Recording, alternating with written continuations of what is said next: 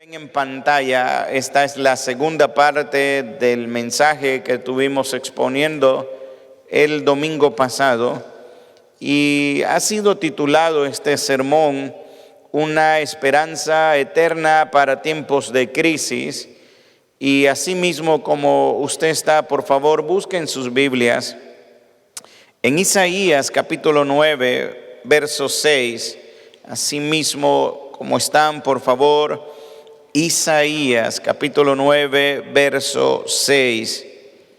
Isaías 9, 6. Ahí en pantalla, si no tiene su Biblia, usted puede verla, pero no se acostumbre tanto a la pantalla. Traiga su Biblia. Y si no tiene Biblia, baje una aplicación en el celular y empiece a leer su Biblia. La Biblia dice que el pueblo de Dios perece por falta de conocimiento. Así que bien, leemos Isaías capítulo 9, verso 6.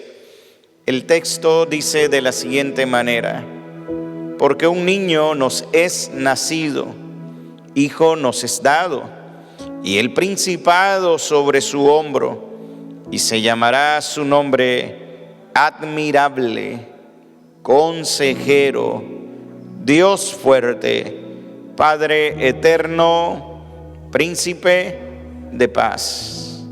Oremos. Amado Dios, en esta mañana te suplico, te imploro que tú uses mi voz, Señor, para proclamar tu palabra. Cambia toda atmósfera contraria, Señor, para que tu palabra pueda ser expuesta con toda autoridad y denuedo, Señor. Te ruego que hables tú, Señor, y que limpies mi corazón y alinees mi corazón y mi mente contigo, y que hoy tu palabra cumpla el propósito por el cual fue diseñada, y que ella exhorte, edifique y consuele como solamente ella lo hace, y que hoy, Señor, podamos recordar que aquel pueblo, Señor, que andaba en tinieblas vio gran luz. La humanidad vio gran luz, Señor, en el momento en el que tú entraste a este mundo y te hiciste niño, hombre. Gracias por ello. Perdona nuestros pecados y sigue hablando a tu pueblo.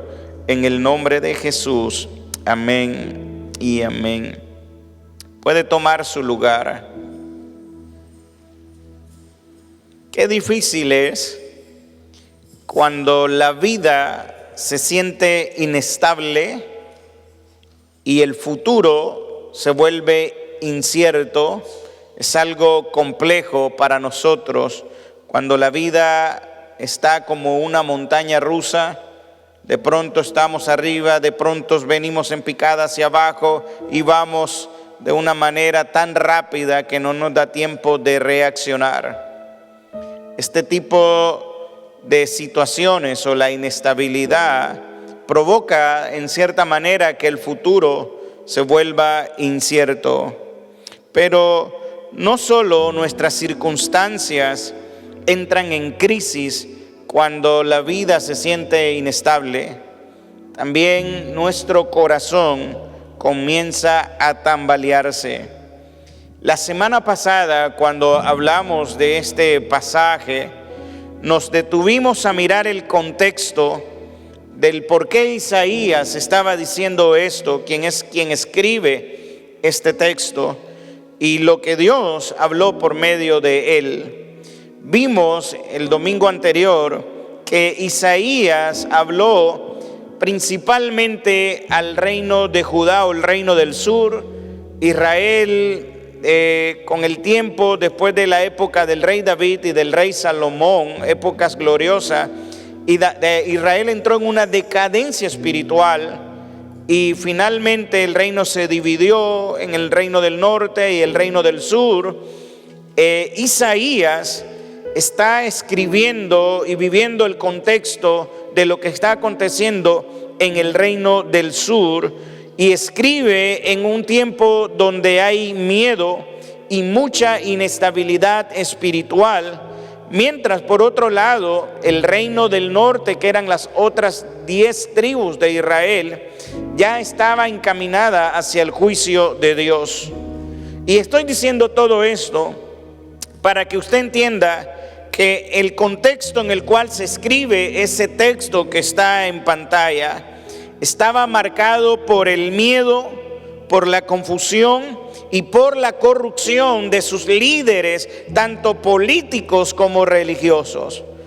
Isaías no estaba hablando desde un lugar seguro, sino que estaba hablando desde una situación incómoda para la nación.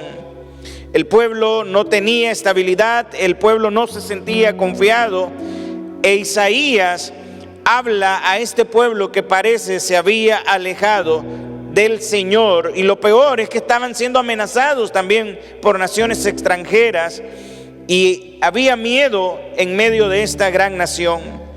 Cuando hay miedo, y es lo que ocurre en la historia, usted puede ir a casa y leer después Isaías 8 y 9, el pueblo en medio del miedo empezó a buscar respuestas en voces equivocadas. Isaías nos narra en el capítulo 8, y solamente para contextualizar otra vez, que el pueblo estaba consultando a encantadores, adivinos, en vez de estar consultando a Dios. Y una de las cosas que yo quiero decirle a usted es que toda voz que no viene de Dios va a producir miedo. Así que tenga cuidado con aquellas cosas que usted está reproduciendo que no vienen de Dios. En esta última época en la que hemos vivido una serie de crisis migratorias, principalmente para los hispanos mismos nos hemos encargado de transmitir ese miedo y proclamamos más miedo que la palabra de Dios. Y era lo que estaba aconteciendo en la época de Isaías. El pueblo, en vez de consultar a Dios, propagaba a otros mensajeros que no era lo que Dios quería. Así que el miedo, cuando es mal dirigido, siempre nos va a empujar a escuchar voces que no vienen de Dios. De hecho, permítame decirle que cuando el miedo dominó el corazón del pueblo, la palabra de Dios fue reemplazada por aquellas cosas que prometían seguridad, pero solamente más bien empeoraban, produciendo más oscuridad. Ahora bien, Isaías no describe al pueblo simplemente como confundido o simplemente como un pueblo desorientado. Isaías viene a ser más directo con este pueblo que está sumergido en el miedo, que está apartado de Dios, que no está escuchando a Dios, no está confiando en Él. Isaías dice lo siguiente, mire lo que dice verso 2 del capítulo 9. Isaías dice que el pueblo andaba en tinieblas. Mire lo que dice, el pueblo que andaba en tinieblas. Me quiero detener aquí antes de ir al verso 6, que es el texto que nos compete. El pueblo, dice Isaías categóricamente, andaba en tinieblas. La falta de fe es andar en tinieblas. La falta de confianza en Dios es andar en tiniebla. Pero no solamente es esto. El pueblo estaba viviendo en una oscuridad terrible, no era algo momentáneo. Tristemente, esto parecía que era la condición normal del caminar de este pueblo. Isaías da un diagnóstico en el capítulo anterior y dice que el pueblo estaba viviendo en tinieblas espirituales, morales. El pueblo había abandonado la palabra de Dios, dice Isaías 8:20. Por otro lado, el temor los estaba gobernando, como ya les mencioné, y había tinieblas emocionales también dentro del pueblo, ya que había mucha angustia, había ira, había desesperación, había hambre incluso en el pueblo. El pueblo está viviendo en medio de toda esta crisis, en medio de todas estas tinieblas. E Isaías lo describe así en el capítulo 8, verso 22. Dice, mirarán a la tierra y he aquí aflicción y tiniebla, oscuridad de angustia. El panorama que Isaías nos está mostrando es un panorama terrible, caótico. El pueblo parecía no ver salida, parecía que no tenían esperanza, no podían ver la luz. Estaban siendo acechados por naciones enemigas, el gobierno corrupto, no sabían para dónde ir. Quizás es la situación de muchos de nosotros en este momento. El pueblo, cuando no anda en luz, el pueblo tropieza, el pueblo se hiere, el pueblo se pierde. Isaías, cuando está hablando de esto, no está dando un discurso teórico, está hablando a un pueblo que está al borde del colapso espiritual. Y aquí yo me quiero detener un momento, porque es posible que en medio de esta crisis que nosotros estamos viviendo ahora, llámese migratoria, económica, emocional, lo que sea, podemos caer en un colapso espiritual, y eso sería dañino, terrible para nuestra vida. Tenemos que aprender a confiar en el Dios que dijo que iba a estar con nosotros todos los días hasta el fin del mundo, independientemente de cuál sea la crisis que usted y yo tengamos en este momento. Dios sigue siendo Dios, Dios sigue estando sentado en su trono de gloria, y Dios no ha perdido el control, aunque existan todas estas cosas. Dios sigue estando en control de tu vida, y no va a pasar nada que Él no quiera que acontezca. Ahora, Isaías, entendiendo todo este panorama, no comienza el capítulo 9 con una corrección política, ni una reforma social, ni una amnistía migratoria, ni nada de esas cosas. Comienza con una revelación que viene del mismo cielo. E Isaías dice, en el verso 1, no está en pantalla, pero dice así: mas no habrá siempre oscuridad para la que está ahora en angustia. No sé cuál es tu situación, no sé cuál es tu crisis, pero la palabra de Dios nos enseña que lo que podemos estar viviendo ahora no es para siempre. Isaías dice: no habrá siempre oscuridad para la que está ahora en angustia. Isaías viene con urgencia, viene a hacer un llamado, viene a decirle al pueblo: hey, tranquilos, esto no es para siempre, esto va a pasar. Dios está en control, el cielo y la tierra pasarán, pero Dios seguirá siendo Dios, y Dios seguirá estando en control de todo. La urgencia de Isaías es esta. Él entiende que si Dios no interviene, el pueblo permanecerá en tinieblas. Si Dios no habla, el pueblo seguirá perdido. Si Dios no envía luz, el pueblo morirá espiritualmente. Y es en medio de este cuadro que Isaías hace un anuncio glorioso. Él dice: el pueblo que andaba en tinieblas vio gran luz. El pueblo que andaba en tinieblas, Isaías 9:2, vio gran luz. Observe algunas cosas importantes. La luz no nace del pueblo. La luz irrumpe desde el mismo trono de Dios. Y aquí surge una pregunta que es inevitable para nosotros. Si la luz viene de Dios, ¿cómo decide Dios traer esa luz? Isaías está diciendo que el pueblo que andaba en tiniebla vio gran luz. Pero ¿cómo es que Dios decide traernos esa luz? La trae quitando de inmediato la amenaza que el pueblo tenía. La trae dándole al pueblo la seguridad que tanto anhelaba. La trae resolviendo cualquier conflicto.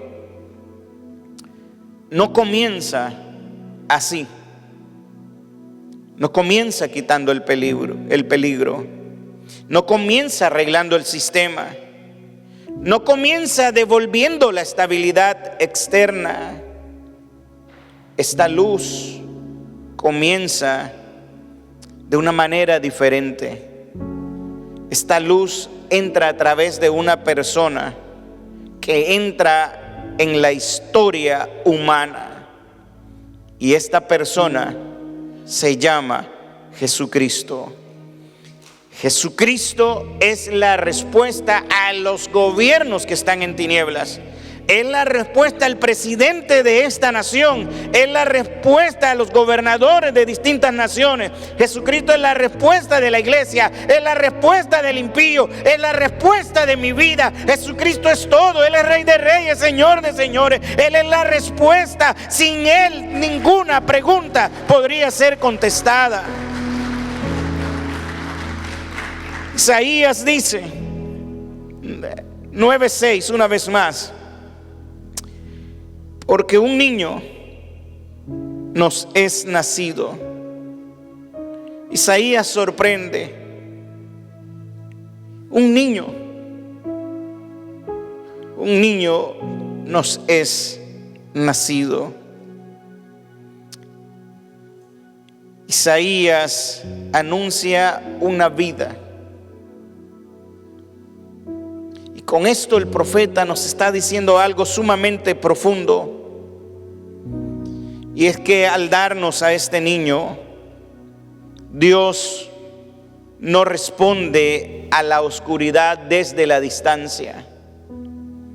No observa el sufrimiento de los seres humanos desde el cielo y pasa como si no pasara nada. Dios decide entrar en la historia humana a través de este niño. Esta luz no vino como una teoría que se aprende, sino que vino como una persona que se encarnó. Dios no respondió a la crisis de las tinieblas en las que vivía con ideas nada más, sino que respondió con una persona. Esa persona es Cristo Jesús. Es Dios respondiendo a Dios. Es Dios diciendo: yo mismo responderé por este pueblo que anda en tinieblas. Y esta esperanza llegó como un regalo.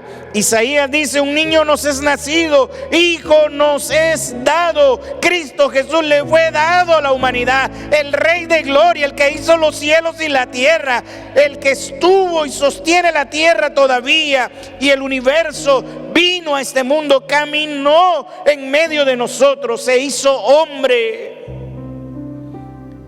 creció, moró entre nosotros.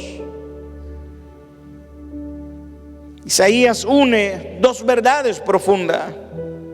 Un niño nos es nacido. Un hijo nos es dado. Un niño nos es nacido hace referencia a la humanidad de Dios.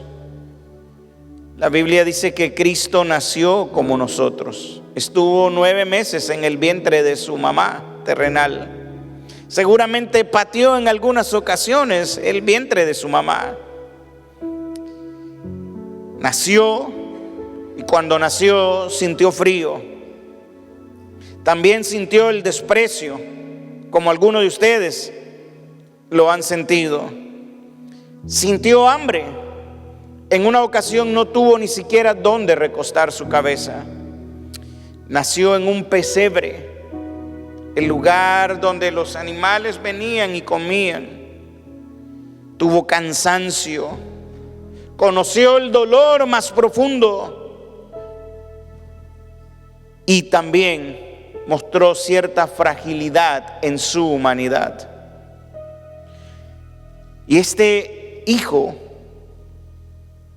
que viene a este mundo hoy puede entenderte, a ti que estás cansado, a la madre que está preocupada, que no sabe dónde anda su hijo, cómo está su hijo, al padre que está frustrado, al enfermo que está sufriendo. Él puede compadecerse de nosotros. Hebreos 4:15 dice: porque no tenemos un sumo sacerdote que no pueda compadecerse de nuestras debilidades, sino uno que fue tentado en todo según nuestra semejanza, pero sin pecado. El hecho de que Él se haya hecho hombre implica que Él puede conocer profundamente cuál es tu necesidad. Isaías sigue diciendo y dice: hijo nos es dado. Cuando vemos esta expresión, lo único que se viene a mi mente es que esto es un reflejo de la gracia divina. Hijo nos es dado. El texto no dice un hijo nos fue vendido o un hijo nos fue prestado. El texto dice un hijo nos es dado. Esto indica que este hijo vino como un regalo, como regalo de salvación. No vino por los méritos que yo tenía o lo que usted tenía. La Biblia dice que la salvación es por gracia, no por ningún mérito de obra. Y este hijo vino, se acercó a nosotros para darnos el regalo de la vida eterna. Y todo aquel que en él cree tiene vida eterna y no perecerá jamás. Bendito regalo que tenemos en la persona de Jesucristo. Ahora, para un pueblo que vivía en una opresión constante, cargado de miedo, de culpa, de agotamiento espiritual, esta declaración de Isaías no era un detalle menor. Era una noticia que traía descanso al alma. Y esta verdad sigue siendo verdad incluso para nuestros días. Porque Dios no nos ama solo cuando las cosas están bien. A veces pensamos que Dios se ha distanciado de nosotros cuando las cosas no nos están yendo bien. No, Dios está cuando te va bien, cuando te va mal. Él está presente en todo tiempo. Dios no nos ama solo cuando estamos bien, ni nos recibe cuando hayamos arreglado nuestra vida. Hay gente que espera venir a la iglesia o venir al templo hasta que ya su vida esté arreglada. No, Dios te quiere desarreglado. Es Él el que te quiere arreglar. Tú no puedes arreglar nada. Dios es el único que puede arreglar tu vida. Dios quiere que venga. Dios te ama. Dios nos ama porque en su gracia ha derramado su amor para con nosotros, aunque nosotros no lo merezcamos. Ninguno de nosotros, los que estamos sentados en este lugar, merecemos que la gracia de Dios nos hubiese alcanzado. No merecemos que Él nos ame. No merecemos que su Hijo muriera en aquella cruz. Romanos 5:8 dice: mas Dios muestra su amor para con nosotros en que siendo aún pecadores, Cristo murió por nosotros. Este es uno de los pasajes que me gusta mucho, porque me indica que Dios no esperó a que estuviéramos bien. Dios mostró su amor más bien al enviar a su Hijo cuando los hombres ya estaban en contra de Él, cuando los hombres eran pecadores, desobedientes, extraviados, esclavos de pasiones y placeres, viviendo en malicias y en envidia. Con todo y eso, Dios nos amó. El pecado no es algo que solo nos hace culpable delante de Dios. Nos esclaviza, nos desorienta y distorsiona nuestra capacidad para hacer el bien. Sin embargo, Dios no actuó cuando nosotros no lo merecíamos, o más bien actuó cuando no lo merecíamos. Dios te ama. En medio de tu crisis, en medio de tu necesidad, Dios te ama. Dios te ama. Tienes que entender esto. Dios te ama, y como te ama, te bendice, y como te bendice, te protege, te cuida. Por lo tanto, camina confiado. No camines confiado con lo que el gobierno dice. Camina confiado por la declaración de su palabra. Esfuérzate y sé valiente. No temas ni desmayes, que el Señor tu Dios estará contigo. Pero sigamos con el texto de Isaías. Isaías dice: el principado sobre su hombro. Esta expresión nos habla de un gobierno que no colapsa. Los gobiernos colapsan. En algún momento caen. Los imperios caen. No importa, sean 70 años, caen. Babilonia tuvo 70 años sometiendo, pero cayó. Así que para mis hermanos cubanos, esperen un poquito, que pronto caerá eso, ¿sí? Y así sucesivamente, los que están en otros lugares, otros gobiernos, no hay nada que dure para siempre. Los gobiernos caen, pero Dios nunca cae. El principado sobre su hombro. El domingo pasado hablábamos de los generales que usan aquí sus insignias, sus grados. Eso es lo que está diciendo. Él es el que manda. Por lo tanto, su gobierno no colapsa. Esto habla de una autoridad única. Isaías está diciendo que el control está sobre los hombros de Dios, no sobre los gobiernos, no sobre los imperios, sino sobre el hombro del Mesías. La autoridad viene de Dios, por lo tanto ningún gobierno hará algo que Dios no le permita hacer. Dios es el que manda. Él es Jehová de los ejércitos. Él es el Señor de los señores. Él es el Rey de reyes. Su gobierno no colapsa ni va a perecer nunca. Las leyes cambian. Los gobiernos fallan. Las grandes revoluciones muchas veces surgen porque el mismo pueblo apoyó a un gobernante que después se enseñoreó del pueblo y sometió al mismo pueblo que el pueblo mismo llevó al gobierno. Pero en el caso de Dios, Dios nunca falla. Dios nunca cambia sus leyes.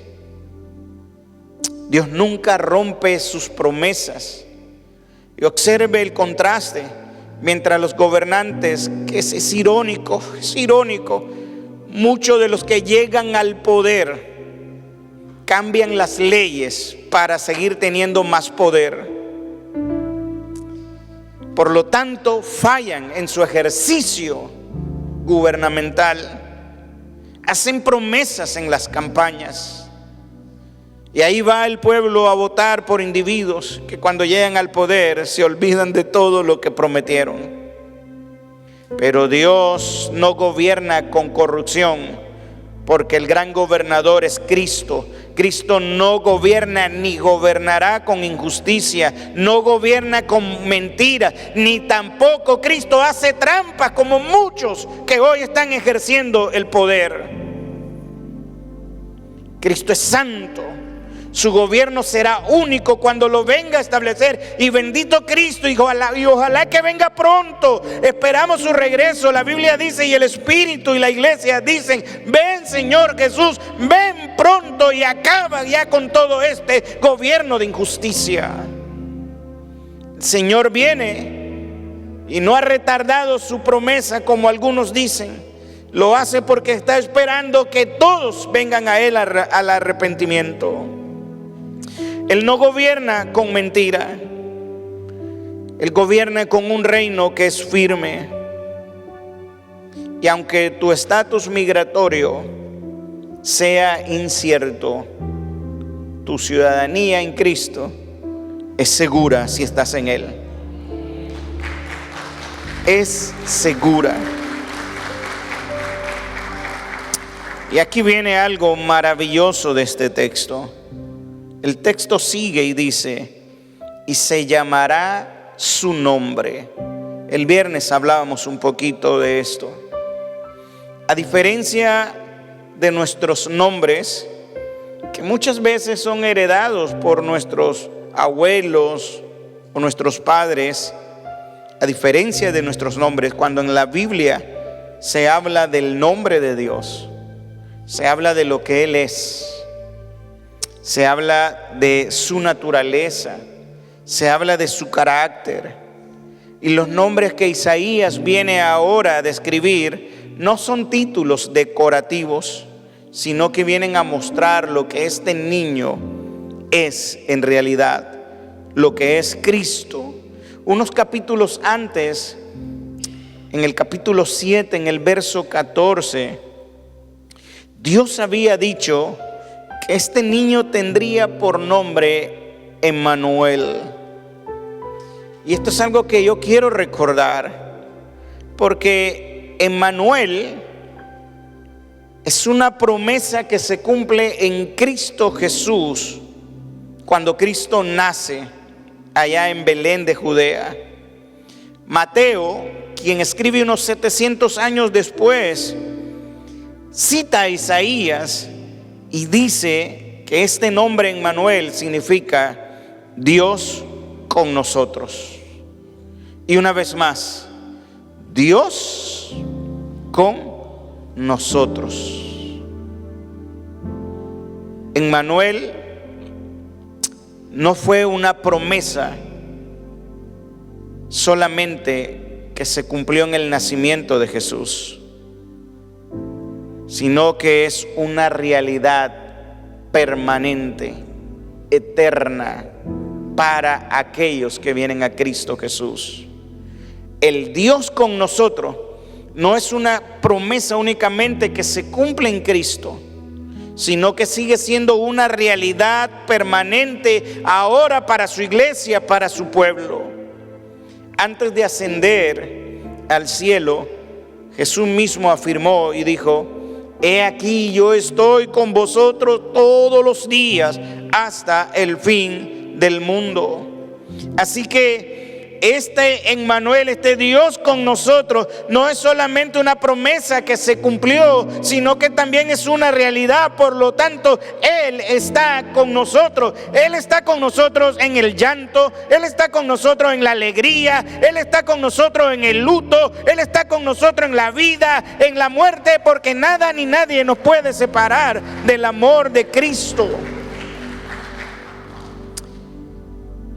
Jesús dice: he aquí, yo estoy con ustedes todos los días hasta el fin del mundo. Y esto confirma que Él es el Emmanuel. Y llamarás su nombre Jesús, Dios salva. Y este Jesús será llamado Emmanuel, que es Dios con nosotros. Isaías lo dice, Mateo lo reafirma, Cristo lo señala y lo recontraconfirma al decir: yo estoy con ustedes. Así que esto afirma que su presencia no terminó con la encarnación, sino que su presencia continúa siendo una realidad para nosotros. Y esto de que Dios esté con nosotros asegura que su cercanía no depende de circunstancias, ni lugares, ni épocas. Dios está con nosotros. Yo no sé qué crisis puedes tener ahora mismo, no lo sé, pero puedes detenerte un momento y a reflexionar y decir: Dios está conmigo en mi proceso de enfermedad, en mi crisis económica, en mi problema familiar, emocional. Dios está conmigo. Aunque tú incluso llegues a dudar de eso, es una realidad afirmada por el mismo Cristo. Así que si estás angustiado, solo levanta tu mirada a los cielos y recuerda: Él está contigo. Él está contigo. Y no solamente eso, sino que Él pelea por nosotros. Por lo tanto, dice el escritor de Éxodo, podemos estar confiados. Pero sigamos con Isaías. Isaías ahora viene a revelarnos la esencia de este Emmanuel, que es Dios con nosotros. Isaías a Él le llama admirable. Admirable, consejero. Usted puede desglosar ambas frases o puede unirlas, como sea que la vea.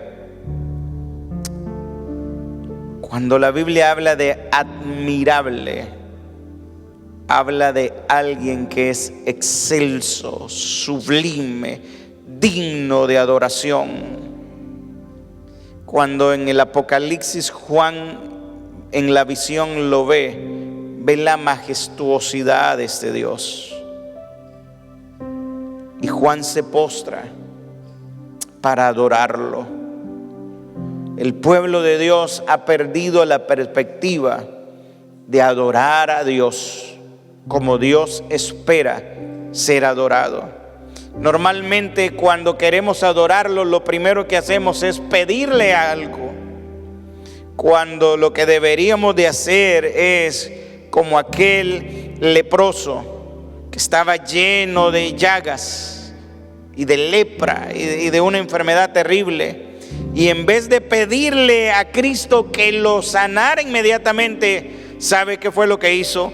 Se postró y lo adoró. Lo adoró en su condición, lo adoró en su tristeza, lo adoró aun cuando las personas lo estaban rechazando. Se postró y lo adoró al que es admirable. Y es que no hay nadie que se pueda resistir ante la presencia de Cristo y no caiga postrado. Pablo iba montado, no sabemos en qué. Cuando se encontró con Jesús, se tuvo que caer al piso porque la gloria de Dios fue tan fuerte que no hay nadie que la resista, y esa gloria se encarnó en la persona de Jesucristo. Por lo tanto, hay que alabarlo, adorarlo. Pero Isaías dice que Él es consejero. Él no da consejos superficiales ni terapéuticos. No, su sabiduría es perfecta. Para quienes no saben qué decisión tomar y para aquellos que están confundidos, Cristo a través de su palabra sigue siendo el consejero fiel. Él es el consejero que necesitamos. Su palabra, el salmista decía que en la ley de Jehová meditaba de día y de noche, y que al hacerlo era como árbol plantado junto a las corrientes de las aguas, que da su fruto a su tiempo, su hoja no cae y todo lo que hace prospera. Hay personas que no saben qué decisiones tomar. Escudriñe la escritura. Si realmente la escritura le dice a usted que debe estar encerrado y quedarse en su casa y evitar venir al templo a adorar a Dios. Descubra si eso es lo que enseña la palabra. Isaías dice, describiendo a este Emmanuel, que no solamente es admirable, no solamente es consejero. Esto es aún más maravilloso. Esto me da más seguridad. Isaías dice, Él es Dios fuerte. Él es Dios fuerte. Esto quiere decir, tiene todo poder. Tiene todo poder sobre la naturaleza. Tiene todo poder sobre los endemoniados, sobre las enfermedades, sobre el pecado, sobre la muerte, sobre el futuro, sobre la crisis migratoria, sobre tu hijo, sobre tu esposo, sobre tu esposa. Él es Dios fuerte. Él tiene el poder. Él tiene el control. Nada se salió del control de Él. Dios fuerte. Wow. Dios fuerte. Esto quiere decir que tu situación no es más grande que su poder. Esto quiere decir que tu miedo no es más grande que Él. Tus angustias no son más grandes que Él. Él es Dios fuerte, pero también es Padre eterno. Ningún buen padre abandona a su hijo. Ningún buen padre abandona a su hijo. Hay padres que se divorcian de las esposas, pero los que son buenos papás, aun cuando se divorcian, siguen siendo buenos papás. Pero el buen padre nunca abandona, nunca se cansa, no desaparece cuando fallamos. Algunos de ustedes quizás tendrán buenos recuerdos de sus padres o de su papá, y hay otros que quizás no tienen muy buenos recuerdos de su papá. Si tu papá fue un buen papá o ha sido un buen papá, gloria a Dios. Pero si tu papá no fue el papá que esperaba, bueno, aquí hay un papá mejor. Él es Padre eterno. Él no se cansa, Él no deja de cuidarte, Él no desaparece, Él está ahí siempre, nunca te abandona. Un buen padre es aquel que está con su hijo en los momentos buenos, en los momentos malos. Ayer salí a jugar con mi hijo al parque. Andaba con Daniel, mi sobrino. Daniel es un jovencito de 21 años, 21, 22 años. Me di cuenta que estaba viejo cuando empecé a jugar con ellos. Pero aún así, a pesar de eso, el buen papá toma tiempo, si usted es papá, para ir a jugar con su hijo. Si usted es papá y tiene hijos pequeños, el buen papá toma tiempo para sentarse y hacer las tareas con su hijo. Hay hombres que delegan esta responsabilidad en las mamás. Está bien si la mamá ayudan, pero el papá debería de estar presente. Les cuento esto rapidito. Algunos de ustedes saben, tengo un primo que llegó de la Florida y le pido que oren por él. Su nombre es Eliezer García. Mi primo cayó en adicciones muy profundas. Está buscando ayuda, pero hasta hace poco andaba en las calles de Houston. Llegó de la Florida y el mismo día o el día siguiente se perdió en la ciudad. Hemos tenido contacto muy fugaces, pero una de las cosas que mi primo decía es que él nunca pudo sentir el afecto de su papá. Nunca escuchó de su padre un te amo. Nunca escuchó de su padre una afirmación. Nunca escuchó de su padre decirle vamos a jugar. Nunca. Y yo no digo que el papá sea el responsable de esta situación. Él es totalmente responsable, mi primo. Pero son factores que influyen. Yo no sé usted, pero si no lo ha hecho, hágalo. Hay algunos hombres que por ser machos, así muy machos, se olvidan de decirle a su hijo o a su hija, te amo. Y no importa si el hijo está grande o es pequeño, repítaselo, vaya, dele un abrazo, dele un beso, dígale, te amo, gracias, eres un regalo de Dios, eres herencia de Jehová, yo te amo, yo te bendigo, dígaselo. Hay hijos adultos que tienen traumas porque sus padres nunca los afirmaron, nunca le dijeron algo bonito, nunca le dijeron te amo.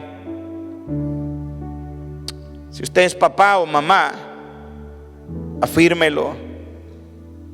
Este Padre eterno es un Padre superior a todos los padres.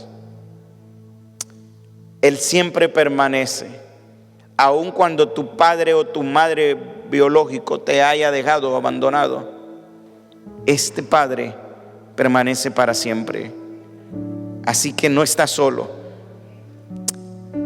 En algún momento quizás alguno de ustedes se sintió huérfano porque no estuvo el papá o la mamá presente.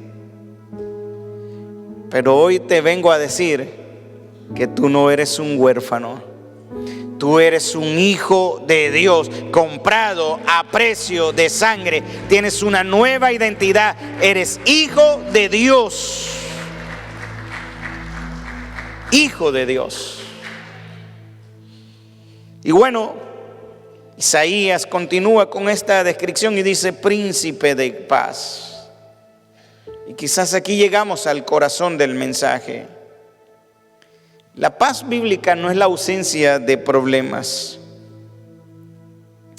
sino que este shalom, que es como se dice paz en hebreo, es plenitud, es restauración, es reconciliación aún en medio de los problemas. Pero esta paz también tiene que ver con un elemento jurídico. El hombre sin Cristo está enemistado con Dios. Por lo tanto, Dios mismo es quien toma la iniciativa para reconciliarse. Es interesante, pero si hay alguno entre nosotros que anda peleado con algún hermano o hermana dentro de la iglesia, imite el ejemplo de lo que Dios hace.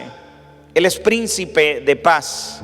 Y la Biblia nos enseña, nos exhorta que en cuanto dependa de nosotros, estemos en paz con todos, mayormente con los que son de la casa.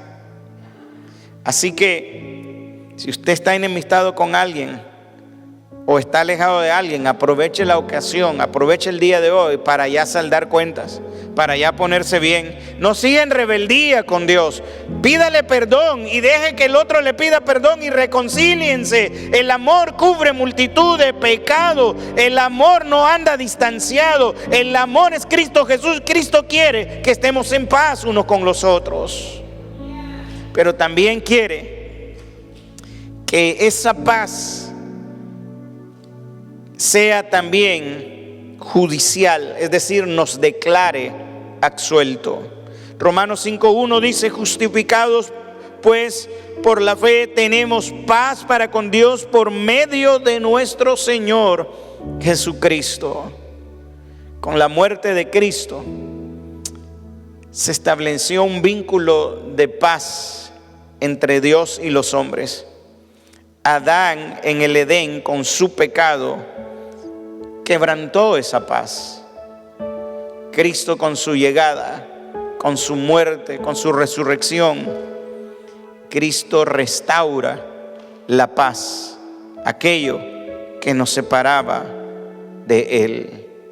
Así que yo no sé si ya te pusiste en paz con Dios. Si no le has rendido tu vida, todavía estás enemistado con Él, es lo que dice su palabra. Y si ya le rendiste su vida, bendito Dios que estás en paz con Él. Pero ojo, cuidado, no estás en paz con tu hermano o tu hermana o tu prójimo. Por lo tanto, ponte en paz el día de hoy. Y finalmente, mire lo que dice verso 7: lo dilatado de su imperio y la paz no tendrán límite sobre el trono de David y sobre su reino, disponiéndolo y confirmándolo en juicio y en justicia desde ahora y para siempre. El celo de Jehová de los ejércitos hará esto. Por favor, colóquese de pie para terminar. Observe lo que el texto dice: lo dilatado de su imperio y la paz no tendrán límite sobre el trono de David y sobre su reino. Jesucristo es declarado en los evangelios como el Hijo de David, el heredero legítimo al trono. Él es el cumplimiento del pacto davídico. Y esto es importante que lo tengamos en cuenta, porque como rey, Él tiene que reinar. Pero no solamente reinará desde las alturas como ya lo hace, sino que reinará, retornará por segunda ocasión para venir y gobernar sobre las naciones de la tierra con un reino de justicia que será desde el momento en que los cielos se abran y descienda a esta tierra para siempre. El Rey de Reyes, el Señor de los Señores, no solamente es príncipe de paz, sino que como rey también regresará a gobernar. Y es lo que la iglesia espera. Estamos a la espera del Maranata, estamos a la espera de que Cristo vuelva, los cielos se abrirán, sonará una trompeta, los muertos en Cristo resucitarán primero, luego los que estén serán transformados y todo ojo le verá cuando vean al Hijo del Hombre viniendo en las nubes con poder y gran gloria. Todos los gobiernos corruptos de la tierra tendrán que dar cuentas delante del verdadero Rey, delante del verdadero Dios, delante del verdadero príncipe. Así que no te angusties, porque Él viene. Él viene. Y el hecho de que Él venga nos muestra una esperanza que no se agota nunca. Los reinos humanos tienen fecha de expiración, pero el reino de Cristo es eterno. Para quienes viven con miedo al mañana, Cristo no falla, Cristo no se retrasa, Cristo no se equivoca. Isaías no nos prometió una vida sin crisis, nos prometió un Salvador que ya es una realidad, que es suficiente. La Navidad no es negar el dolor, es recordar que Dios entró en el mundo, un mundo que estaba pasando por dolor. Hoy ese Hijo sigue siendo esperanza para el cansado, paz para el afligido, refugio para el temeroso, Salvador para el pecador. Porque un niño nos es nacido, nació hace 2000 años, nació en Belén de Judea, duró 33 años en esta tierra, murió, pero no se quedó en la tumba. Al tercer día resucitó entre los muertos. La piedra que cubría su tumba fue removida, salió exponiendo públicamente a todos los principados y potestades, subió a las alturas, está sentado a la diestra de Dios Padre y está atento sobre cada situación que ocurre en esta tierra para en cualquier momento venir a tomar lo que a Él le pertenece. Cristo Jesús es nuestro príncipe de paz que pronto retornará. Así que tal vez hoy no tienes respuestas, pero Dios tiene a Cristo para ti. Tal vez tú no tienes control de lo que está pasando, pero en Cristo tienes esperanza. Tal vez no está todo en paz alrededor tuya, pero en Él hoy puedes recobrar la paz. Inclina tu rostro. Amado Dios, en el nombre de Jesús, yo te suplico, Señor, que tu Espíritu Santo haga la obra en esta hora. Yo te ruego que tú te glorifiques, que tú traigas, Señor, paz al corazón, Señor, atormentado. Que mires la crisis, Señor. Aquí hay personas, Señor, que son dueños de negocios y están, Señor, alarmados por la situación que hay. Padre, también hay trabajadores, empleados, Señor, que necesitan llevar el sustento diario a su casa. Señor, hay familias preocupadas por las redadas migratorias, por la crisis que hay, por la economía, Señor. Padre, atiende estos asuntos, pero sobre todas las cosas atiende el asunto del alma, Señor, y trae paz al alma sedienta. Y si en esta tarde te sientes abrumado y con falta de paz, Él es el príncipe de paz. Pídele paz a Él. Si hay alguien que siente que no tiene paz, me gustaría orar por ti. Levanta tu mano ahí donde estás, solamente para orar por ti. Dios te bendiga. Dios te bendiga. Dios te bendiga.